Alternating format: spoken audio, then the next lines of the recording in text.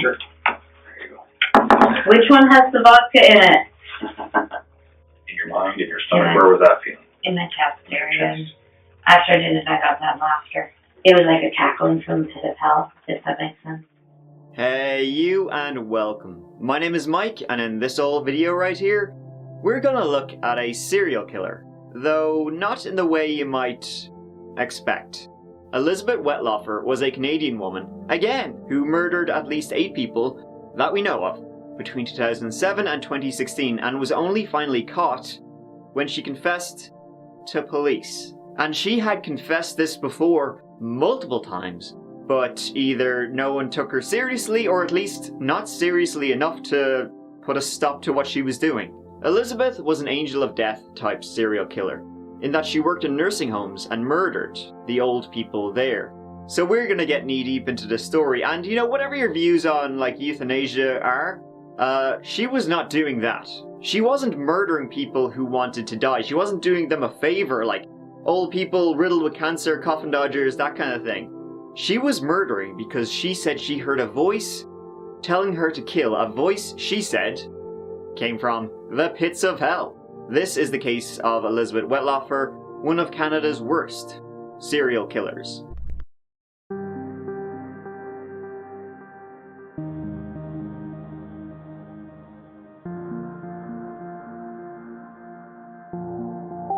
Elizabeth Wettlaufer, then Elizabeth Parker, was born in 1967 in Woodstock, Ontario. She grew up in a firm Baptist household and was raised by quite strict and controlling parents. Growing up, she was described as being shy and awkward and suffered much bullying in school. However, as she grew up, she became cunning and cruel, something she was able to mask behind her smile. She realized she was bisexual as a teenager, but it seems no one had an interest in her. She wanted to study journalism in college, but she later developed an interest in medication, nursing, guidance, that kind of thing. She graduated from London Baptist Bible College with a bachelor's degree in religious education counselling. Her college years weren't any easier than her previous ones, however. Her dad, Doug, he was still very controlling of her. For example, after she attended a gay-friendly church with a girlfriend, her dad Doug basically drove up and dragged her home because he wasn't having any of that. She was also at one point sent to one of those Pray the Gay Away camps. She later said she developed feelings of self-hatred and doubt around this time. Whoa, so you're saying being sent to a religious camp to try and pray away something that's not wrong with you would result in feelings of self-hatred and you having a negative view of yourself? Whoa, who would have thought that would happen? What are the odds? She then went on to study nursing at Conestoga College. Elizabeth was employed at numerous jobs in Woodstock, including a social services agency for disabled people. She married a truck driver named Donnie Wettlaufer in 1997 and developed a number of problems, including bipolar disorder. Also around this time, she had her nursing license restricted after she was caught stealing medication for pain relief, Ativan specifically. She would have a near-fatal overdose on that medication. I mean, you know what's happening, so close. Elizabeth then began seeking help from other women online, and would actually develop a relationship with one. Donnie, her husband, saying this was sick, divorced her after this came to light. Elizabeth kept a name, met another woman named Sheila Andrews, moved in with her, and married. They continued to live together while Elizabeth found employment at a long-term care home called Crescent Care. And this is when the shit begins.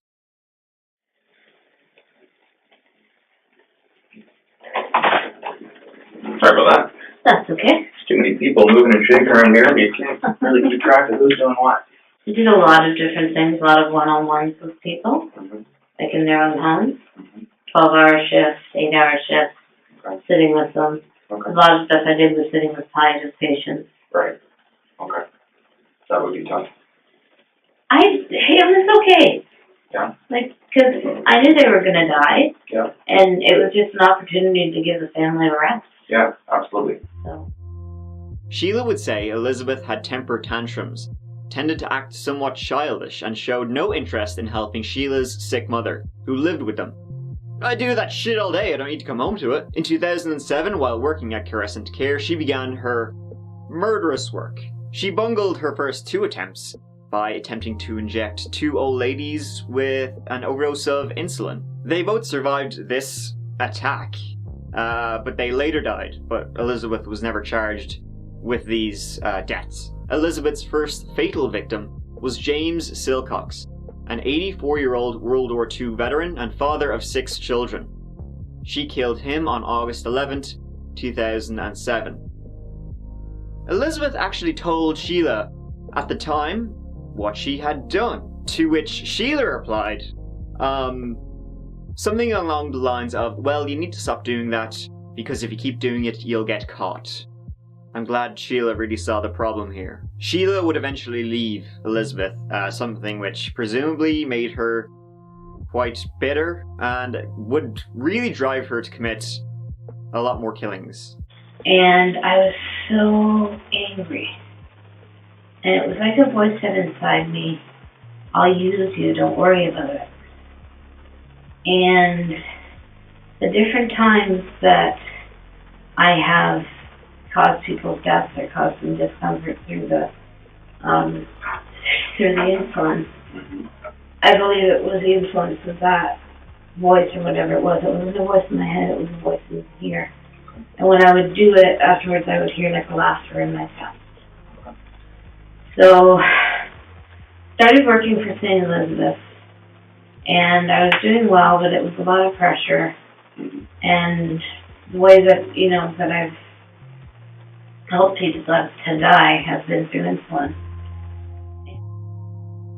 From 2007 to 2014, Elizabeth killed 6 more elderly patients by injecting them with insulin. She also attempted to kill 2 more. She would use insulin to commit her murders because it wasn't tracked the same way other drugs were. That's how, she was able to get away with what she did for so long, until she finally confessed to a real person who listened to what she was saying, but we'll get into that. The insulin in these places, it wasn't counted as other drugs were. She could easily get away with using as much of it as she liked. At night, she was the only registered nurse on site, so she had a lot of free reign. When she was doing this, she told the patients she was giving them vitamins. I just said, the doctor wants you to have a vitamin shot. That's what I usually say. Vitamin D for death. And this is not like always, a peaceful slip away kind of death. Overdoses of insulin can often lead to many hours of physical stress for the victims. So not necessarily a nice way to go. Do you ever see that episode of Buffy the Vampire Slayer with that guy in the hospital who kills people? That's what I'm imagining. Something like that.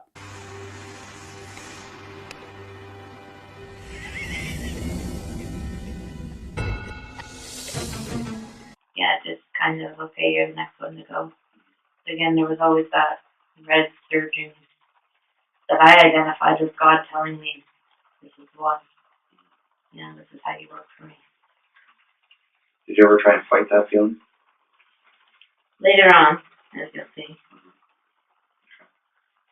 But when you got that feeling in your chest and stomach, would you directly go to get the insulin? Pretty much. Yeah, as soon as I had time with the rest of my job. How many patients would you be caring for 32. On one shift? 32. You'd be responsible for all 32? Yeah, 32. So each nurse would have 32? Yeah. Nurse, our registered practical nurse. Okay. So that's a busy day. Mm-hmm. And I know we talked about it earlier, but again, just to revisit that, do you think that's something that played into this? I think the so. Stresses of the job? Oh yeah, I definitely think Because you had a lot going on in your life. Yeah, I definitely think the stress played into it. Maybe made my mind more susceptible to stuff. Elizabeth also confessed again in 2011 to a teenager who worked at Crescent Care, and nothing happened. In 2014, she confessed to her pastor and his wife, and later that same year, she would also confess to an ex-boyfriend. Again, nothing happened. She also confessed to a lawyer that same year. You can guess what happened. Jack shit. The lawyer, like Sheila, actually advised her to keep it quiet. Maybe don't say that, and didn't say anything to the police. So essentially allowing the killings to continue, which they did. That's what I was told to do by the lawyer. What's that? Take it to my grave and not tell anybody. So you confided in a lawyer as well with this? A long time ago, yeah. In 2014, she left Crescent Care. Well, left. Crescent Care actually filed a termination report with Ontario's nursing regulator that was so long that they couldn't fit the infractions Elizabeth had done onto the form. She was crass, inappropriate, and made sexual advances at some student nurses. But after the Ontario Nurses Association intervened, Elizabeth got $2,000 as part of her union settlement and a letter of recommendation. She then began to work part-time at other facilities and at patients' home, where she injected 3 more people with insulin, killing 1. During these years, she saw the same psychiatrist every month.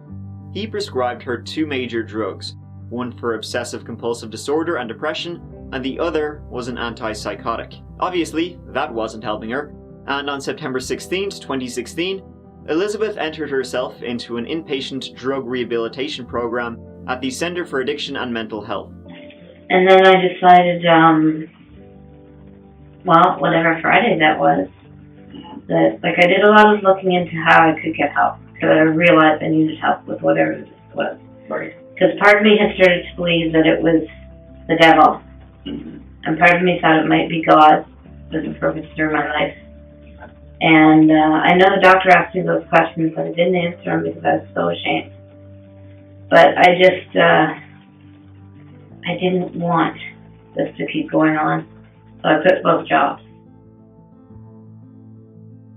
While there, Elizabeth confessed to the staff about her crimes, who in turn informed the College of Nurses of Ontario and later the Toronto Police Service. I just felt so stupid. Elizabeth then sent a personal email to said college, resigning from her position and confessing her crimes, and that she was being investigated by police. She then personally called an investigator from the college and had the Centre for Addiction and Mental Health staff fax a 4-page confession. In October of that year, Elizabeth admitted to her crimes and was charged with 8 counts of murder. And in January 2017, 6 more charges were added, 4 counts of attempted murder and 2 counts of aggravated assault. Well, there were other people I'd done it to who didn't die. Prior to James? Prior to James. Okay, and are they documented on here? He's the first one who died. Right. Back here, But there's some other people who didn't die. I honestly felt like God wanted to use me in your mind, in your stomach. Where was that feeling? in my chest area. And after I did it, I got that laughter. When would you feel that laughter? Would you feel it right after you injected it, or once the person passed away? Both. Yeah. Both. It was like a cackling from the pit of hell, if that makes sense. Did the cackling continue when Mrs. Young was injected with insulin? After that 2-year break? Yes. Yeah. Yes, it did. It's the same feeling, cackling. Same cackling. Same feeling, same cackling. Elizabeth said she was tormented by voices in her head, yet at no point did she lose the ability to distinguish right from wrong and, murder from not murder. Elizabeth knew what she was doing, at all times. Elizabeth Wettlaufer was dressed in a prison-issue dark green sweat top and stood slumped forward as a jail guard positioned her in front of the camera. Her so-called video appearance was signaled live into a Woodstock courtroom where there were many gatherers, including police and at least one of the victims' families. The whole thing lasted less than a minute. In fact, at one point, Wettlaufer asked, "That's it?" Andrea Silcox watched it closely, clutching the Bible her dad carried while fighting in World War II. Police claim the 85-year-old was Wettlaufer's first victim, and just days after being admitted into a Woodstock care facility for seniors. My father was only in the facility for, in total, of 8 days, and that just didn't seem right to me. The Silcox family wanted an autopsy, but were told it isn't going to happen. The coroner said he lived in long-term care, he was 85 years old, why bother? Personality tests conducted on her concluded she showed significant signs of borderline personality disorder. including an unstable mood, impulsiveness, a fear of being abandoned, unstable relationships, and anger problems. She was also reported as being mentally unstable and having a drug addiction. And she was diagnosed with antisocial personality disorder. I no longer know who I am because Elizabeth Wettlaufer consumes my life. I don't understand why she was bound, bent, and determined to kill me. On top of the 8 patients Wettlaufer did kill, she also tried to kill Bertram and others. Bertram is the only one still alive to talk about it. I get, oh, she's in jail, don't worry about it, it's over. It's not over. We as the victims are not weak. We need care. And that doesn't mean we don't matter anymore. During her trial, Elizabeth waived her right to a preliminary hearing and admitted all charges. She was sentenced to 8 consecutive life sentences with no possibility of parole for 25 years. An investigation into how this happened was launched, but the evidence showed that no one suspected that Elizabeth was intentionally harming those under her care. Not the residents or their families, not those who worked alongside her, and not those who managed or supervised her. And inspectors also learned that another 180 residents died during her shifts. Now obviously, Elizabeth, she worked in a nursing home. She worked with a lot of old people. Some were going to croak anyway. But I do think that 8 over, 9 years is an extremely low number. Again, I feel terrible for the people that are going to find out in the days and weeks to come about what actually happened to their loved ones, right? I do. I feel horrible. If there was ever anything I could do so that nobody did this again, I'd do it. Within your career path that isn't listed on these 4 documents, or these 4 pieces of paper, that you'd be responsible for their deaths. No, absolutely not. And if we were to tell you that we've come across some fairly significant or suspicious deaths at other nursing homes, Where it's in, right, what would you say to that? I'd say it wasn't me. So there's no one else involved No. That fell victim to your actions? No.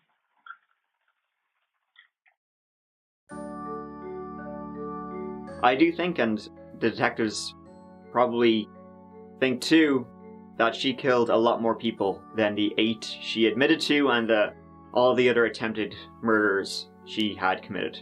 Now, this is a case, as with all serial killers, of a very sick individual who preyed on some of the most vulnerable people in society. She probably saw herself as, putting people out of their misery.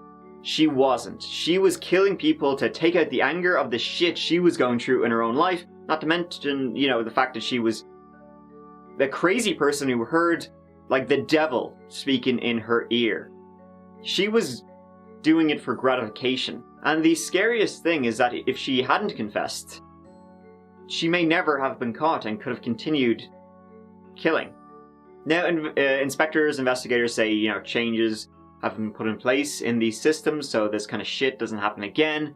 But as I said, 8 over 9 years seems low to me. Thank you so much for watching this video on Elizabeth Wettlaufer. I really appreciate it. If you'd like to see some more of my videos, go ahead, please. And if you'd like to see future videos, subscribe if you'd like to. I will see you as always real soon in the next video. Take care of yourselves. Mike out.